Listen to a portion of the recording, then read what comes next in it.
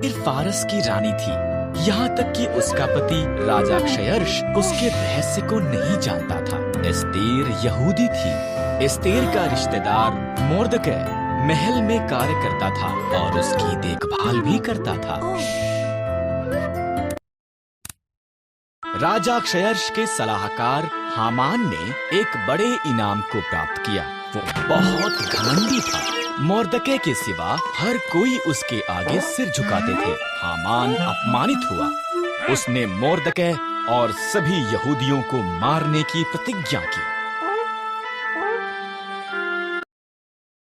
हामान ने क्षयर्ष को बताया कि यहूदी खतरनाक थे और उन्हें मारना चाहिए। क्षयर्ष सहमत हो गया और उन्हें मारने की एक योजना बनाई। मोर्दकै डर गया था और रानी एस्तेर को ये संदेश भेजा।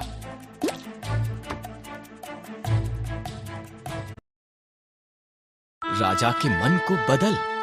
मोर्दकै ने कहा, अगर मैं उसके निमंत्रण के बिना जाऊं तो वो मुझे भी मार देगा। एस्तेर ने जवाब दिया, शायद तो इसी पल के लिए रानी बनाई गई थी। मोर्दकै ने कहा,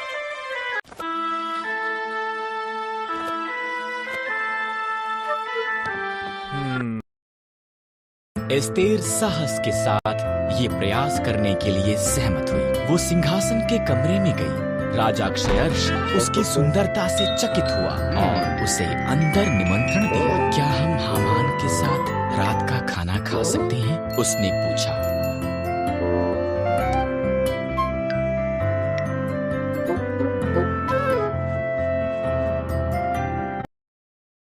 हामान उसके पिछले आंगन में एक बड़े खंभे का निर्माण कर रहा था। उसने इस पर मोर्दकै को मारने की योजना बनाई थी। तब राजा का निमंत्रण आया, इसलिए हामान रात के खाने के लिए महल में गया।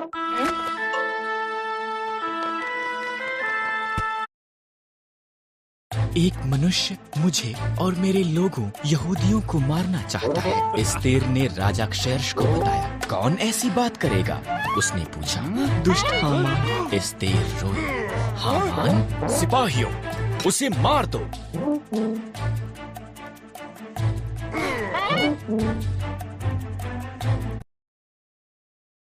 इस तरह हामान उसी खंभे पर टांग दिया गया जो उसने मोर्दकै के लिए निर्माण किया था। एस्तेर के कारण यहूदी बचाए गए थे। उन्होंने एक बड़ा त्योहार मनाया जिसका वो आज तक भी जश्न मनाते हैं।